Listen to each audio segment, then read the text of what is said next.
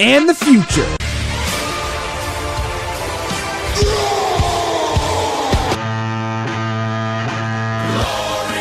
Who's next? Oh my God!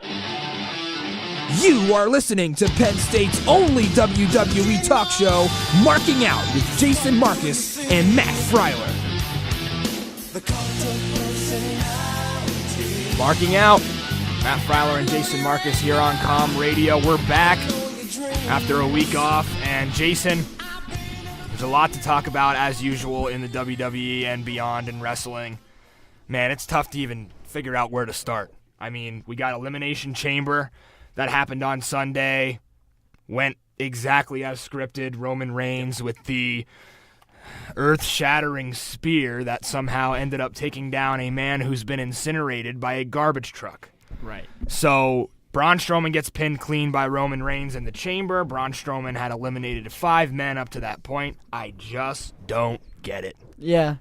I mean, what don't you get? They want Roman Brock as the main event of WrestleMania. They have all control, and that's kind of what happened. Yeah, but the way you set that up, how are you going to push Braun Strowman to be this dominant figure and then get pinned clean by a mediocre spear, not even the best spear in the business?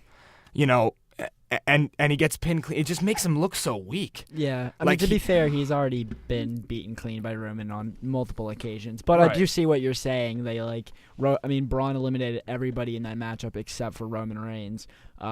So they and you know what the weirdest thing to me though is that they don't even have a clear direction for Braun anymore.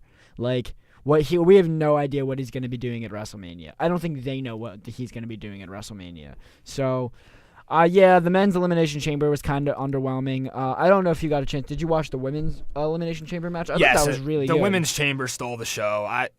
Everybody knew what was going to happen in the men's. I mean, I was disappointed with the way it happened, but you have to get pinned clean to lose. So, I mean, I guess it makes sense. But, no, the women's chamber was excellent. Just a great match all around. Yeah, I loved I thought it was kind of strange that at the end, though, it almost looked like for a second they were turning Alexa Bliss face.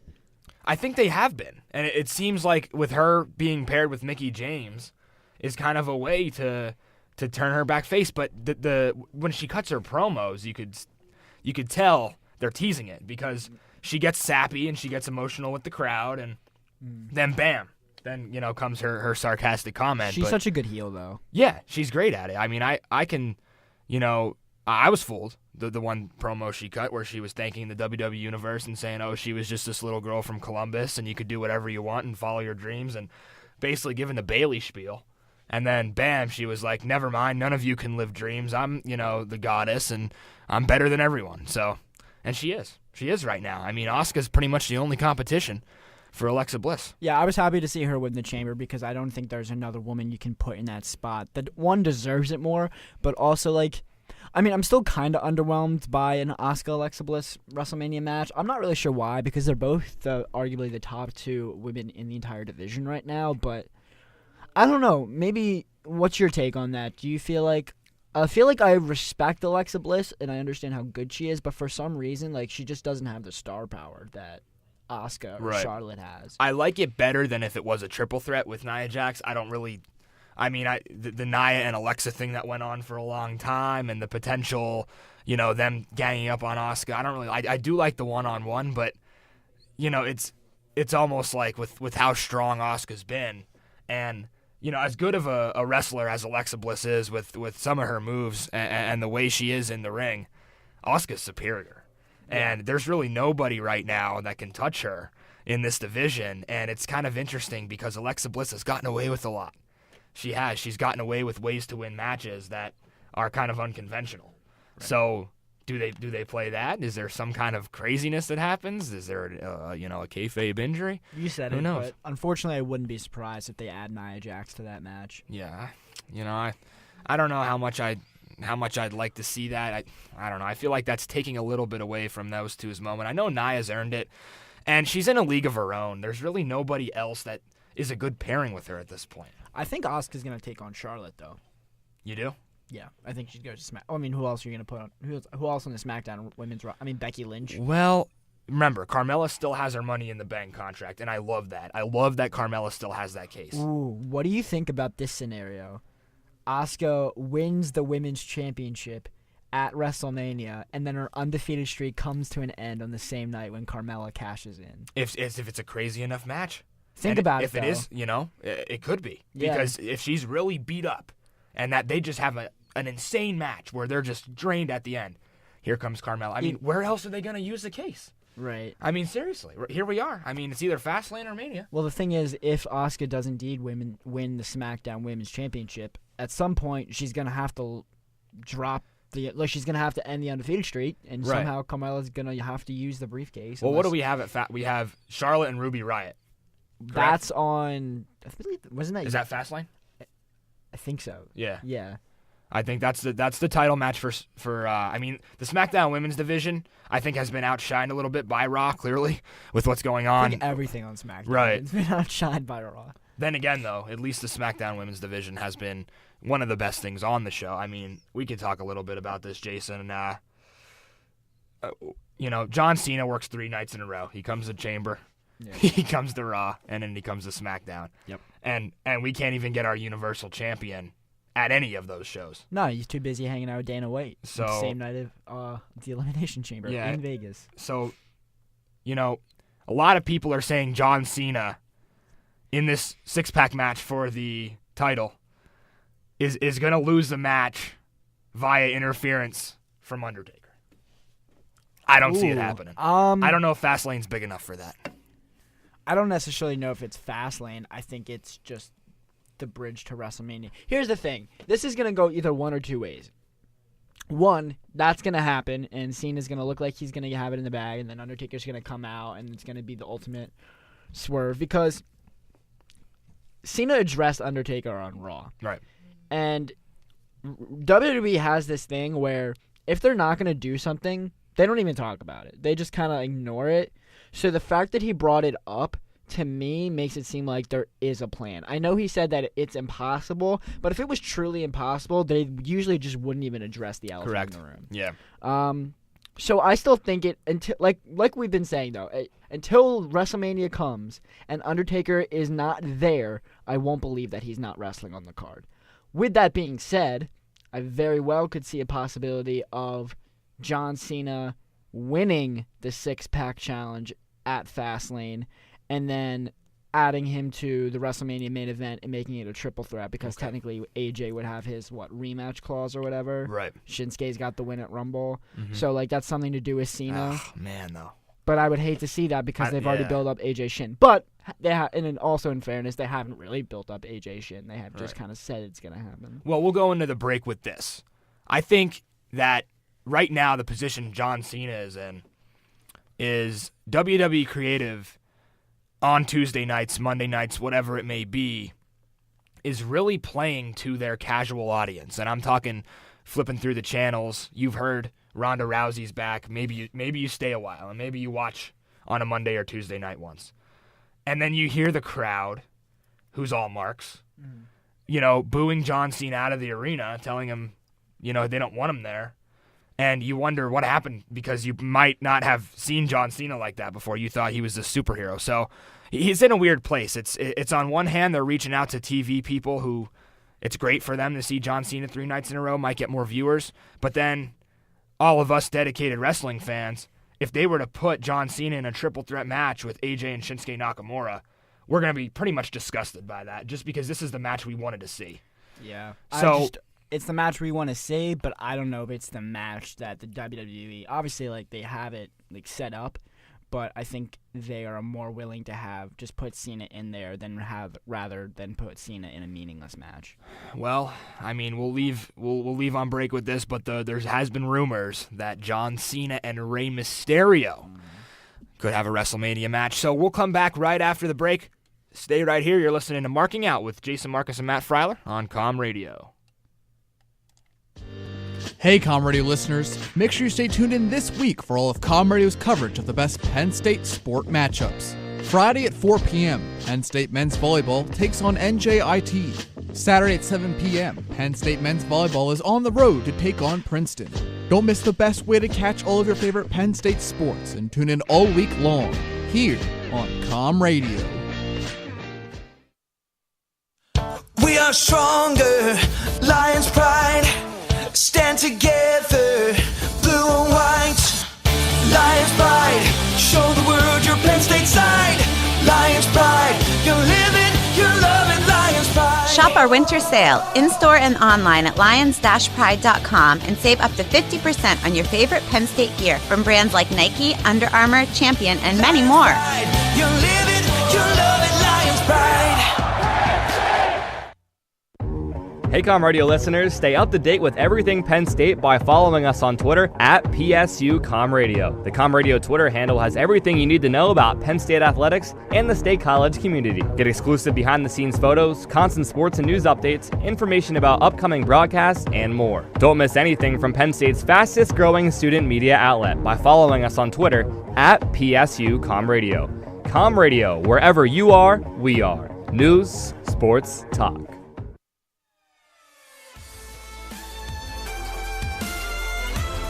Now back to Com Radio's only WWE talk show, Marking Out with Jason Marcus and Matt Freiler.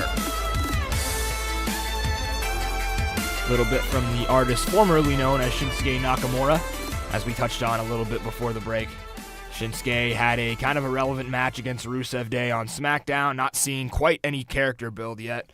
For that match, looks like WWE might just rest on the fact that they're two amazing superstars with immense in-ring ability, and we may not get a story outside of that. But nonetheless, we're going to talk a little more about some of the headlining events that happened at the Elimination Chamber.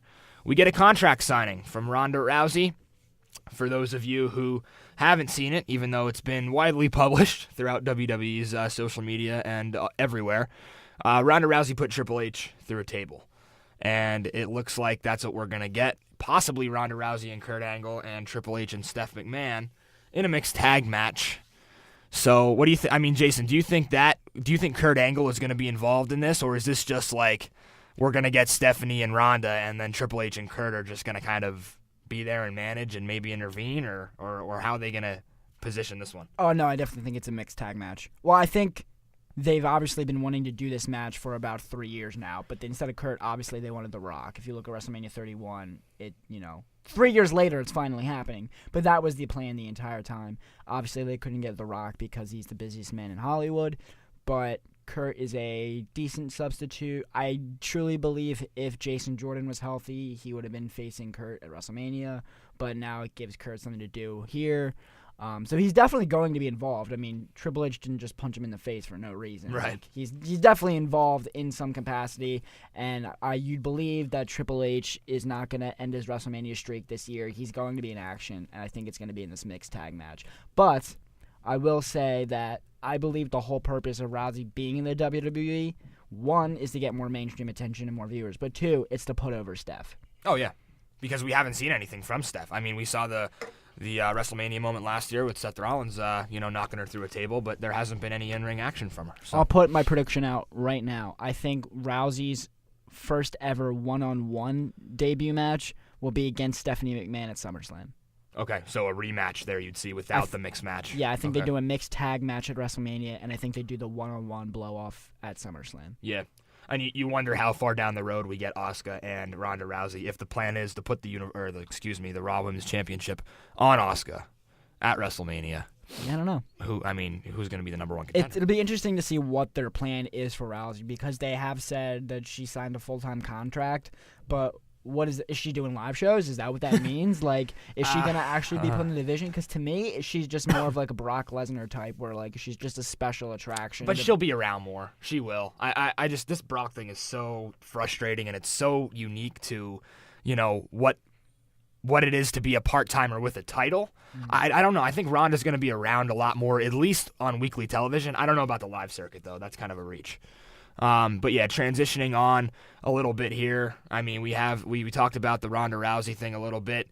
Jason, we've been talking about NXT here a little bit. Johnny Gargano lost and left NXT. I mean, he's gone. I don't understand where they're going with this because, he lost because, once again, of Tommaso Ciampa. So it's not like they ended that storyline, not that they could have anyway without having a match. So I really don't know what their plan is.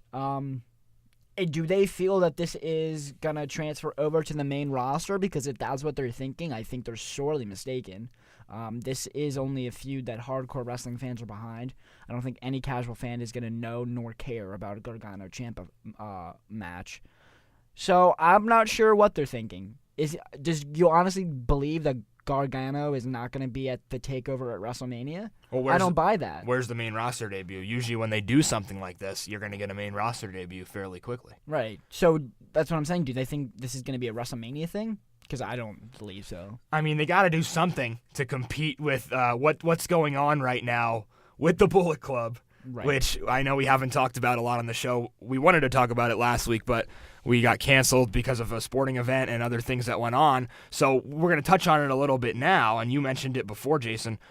You know, Cody Rhodes and Kenny Omega are going to have a match the night before WrestleMania, and it's going to compete with TakeOver, and frankly, it might beat TakeOver. I mean, I know TakeOver was a great show before the Royal Rumble with the amazing match that we had with Cien and Gargano, but man, Cody Rhodes and Kenny Omega, and if you watch Being the Elite on YouTube, it's been such a fun ride for all this to see this with, you know, Ibushi and everything, and man, it's just getting really interesting, and it's funny because a lot of people are really catching on to Cody Rhodes' character, and even going as far to say Corey Graves, that WWE is kind of positioned Graves to be like the Cody Rhodes.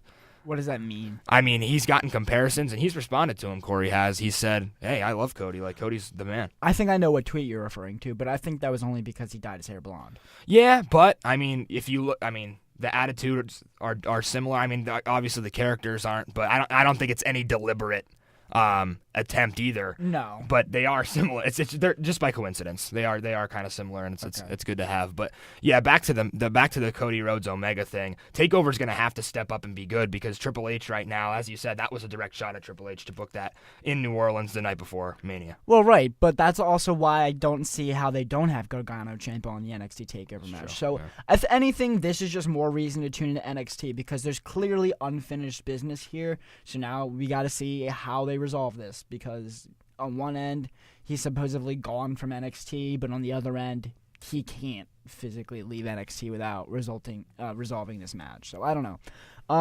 But other than that, NXT has been pretty stale. Aleister Black is always entertaining. I love Pete Dunne watching the UK Championship. But they need more story there. Because they've kind of run its course with Pete against all the other British guys. They had a match with Roderick Strong a couple weeks ago, which Dunn won, pretty good match. Mm-hmm. But I'll be interested to see who they pick as their new number one contender, because I see the United Kingdom Championship as being the NXT mid-card title now. So there's got to be somebody in there that, obviously a babyface if they're going up against Pete Dunne, that doesn't have a really good spot on the card right now, and I think that could be a really good spot for them. So I'm not sure who that is, but I'm sure we'll see in the next couple weeks. So what do you think is going on with EC3? I mean, he's active on Twitter talking to John Cena saying, hey, if you want a WrestleMania opponent, I'm your guy. But yeah, we haven't seen the debut yet, man. I'm kind of itchy. I'm kind of anxious for it. It's great. I can't wait to see EC3 and also a guy like Ricochet. I mean, they're working towards their debut, and I really do hope that it's sooner rather than later. I would assume that EC3 debuts at TakeOver New Orleans. Okay. That would be my guess. Because, one, Ricochet's already doing the live show circuits. Right. So there is no in-ring debut. Mm-hmm. You know, he's done it. It's just not on television yet. Exactly. And he will be. So I think EC3 debuts at that TakeOver.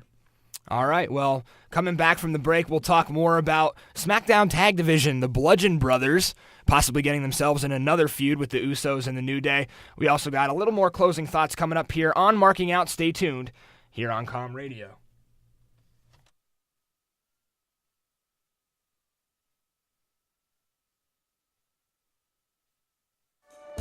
This year, the Penn State community was able to raise $10,151,000 for Thon 2018. And Lions Pride wants to thank you for helping Lions Pride donate more than $28,000 to Thon 2018. Lions Pride's happy to play a part in the Four Diamonds mission to provide monetary assistance to families and children battling childhood cancer, as well as help fund top-tier research at Penn State Children's Hospital. Thank you again for helping Lions Pride, and we look forward to continuing the mission of Thon in 2019. Want to stay informed on the latest news concerning Penn State and Center County? How about staying up to date on breaking national, international, and entertainment news? Com Radio News provides it all. From exclusive interviews to student opinions on current events, you'll never miss out on what's happening right now. Com Radio News airs every weekday from 6 to 6:30 p.m., bringing Penn State and State College the latest news both on campus and off. Com Radio, wherever you are, we are. News, sports, talk. Tune in every Monday from 3 to 4 to listen to Around the U on Com Radio. With your hosts, Brian McLaughlin and Will Desitel, as well as special guests, Stephen A. Smith. I have to say, LeVar Ball can stay in Lithuania, far away from this country. He is a madman! And many more on Around the U. You don't want to miss it.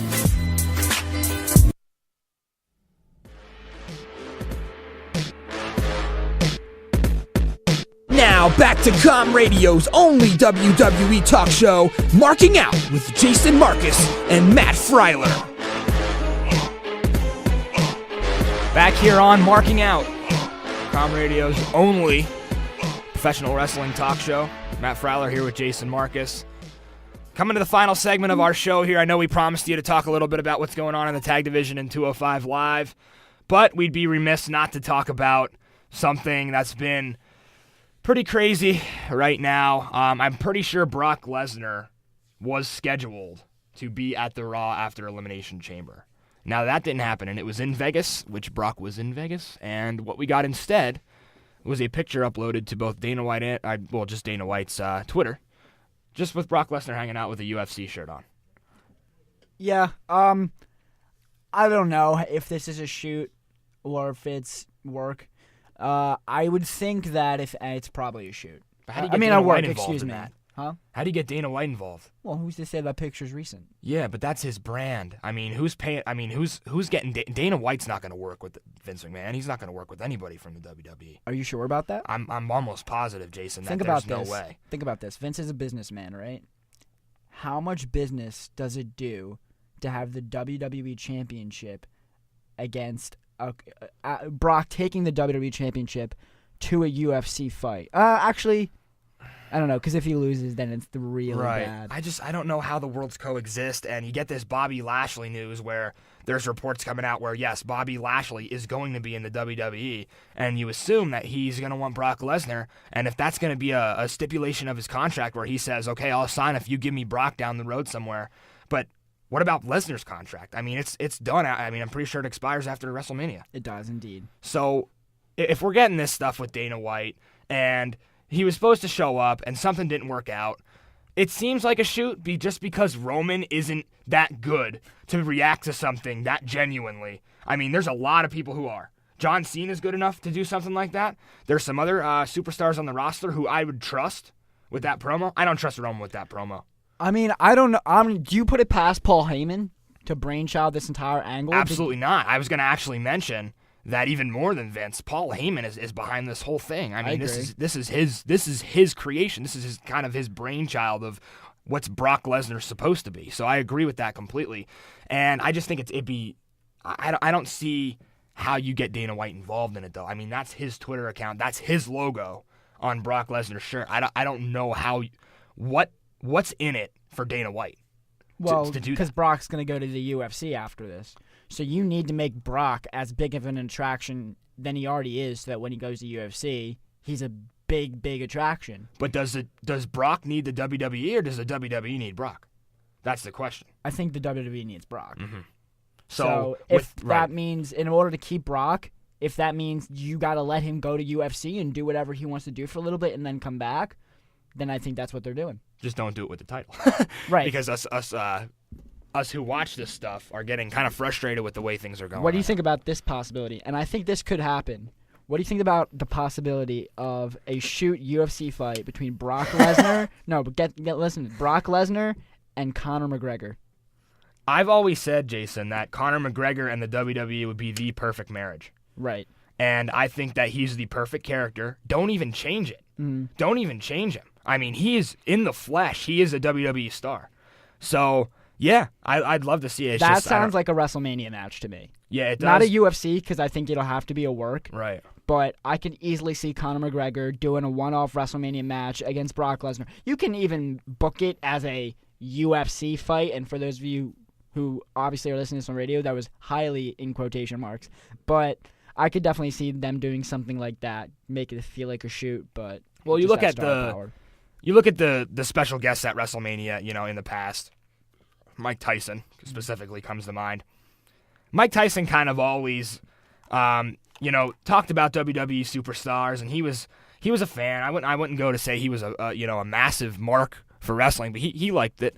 Conor McGregor is not that guy. Conor McGregor has on multiple occasions bashed WWE guys, and not just Enzo. For those of you who are thinking about that McGregor Enzo Amore exchange, that's not what I'm talking about. What I'm referencing here is the multiple occasions where Conor McGregor has went out of his way to put down the wrestling business, as he does with every sport, as he does with boxing, as he does with other forms of fighting, including professional wrestling. So I don't think it'll ever happen. I think it would be so perfect, though. I don't know what Conor doesn't see in himself. That would be a massive draw for the WWE, but nonetheless, I think that's all the time we have for today, Jason. FastLane coming up on Sunday. We're going to go on spring break, so we will not have a show on Wednesday. Nonetheless, we'll be back the following Wednesday after break to talk about whatever happens in the six-pack match. I mean, nothing's going to happen other than AJ Styles retaining his title, but nonetheless, we'll be back to recap all that action, and then, truly, we will be on the road to WrestleMania. So for Jason Marcus, I'm Matt Freiler. Thank you for listening to Marking Out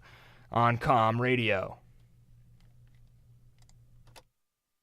Football's coming to a close, and basketball's just ramping up. Join me, Brad Wakai, on Tuesday.